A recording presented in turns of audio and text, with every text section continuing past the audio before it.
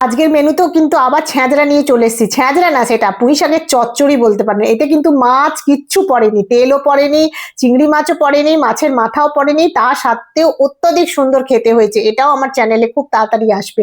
দেখুন, কথা বলতে বলতে আমি ভালো করে ফাটাফাট করে চচ্চড়ি মাখছি আর খাচ্ছি, চচ্চড়ি মাখছি আর খাচ্ছি। বিশেষ করে আমার এই চচ্চড়ি জিনিসটা এত খেতে ভালো লাগে না যে চিন্তা করতে পারবেন না। কথা বলতে বলতে পুরো চেটে পুটে সাবার করে দিয়েছি। এইবার ডাঁটা দিয়ে আলু দিয়ে মাছের একটা পাতলা ঝাল, ঝোলও নয় ঝালও নয়, মাঝামাঝি জায়গায়। ডাঁটাগুলো এখন খাওয়া খুব দরকার, গরমকাল। সেই জন্য আমার মেনুতে তো রোজই ধরতে গেলে ডাঁটা দেখতে পাবেন, ভাববেন এরে বাবা এ রোজই ডাঁটা খায়। হ্যাঁ, আমি ডাঁটা খাই, সবাই ডাঁটা খাবেন, ডাঁটা খাওয়া খুব উপকারী। কথা বলতে বলতে দেখুন আমি ভাত খেয়ে ফেলেছি, ডাঁটাও চারটে চিবিয়ে ফেলেছি, আর চাঁচ পোঁচ করে ভালো করে ভাতটাকে মেখে মুখে নিয়ে খেয়ে নিলাম। যা দারুণ খেতে লাগছে। আর মাছটা খুব পাকা ছিল, মাছটাও খেতে ভালো হয়েছিল। একবার পাতলা করে এই ডাঁটার ঝাল ঝোল মিডিল জায়গায় করে দেখবেন, সত্যিই ভালো লাগবে খেতে।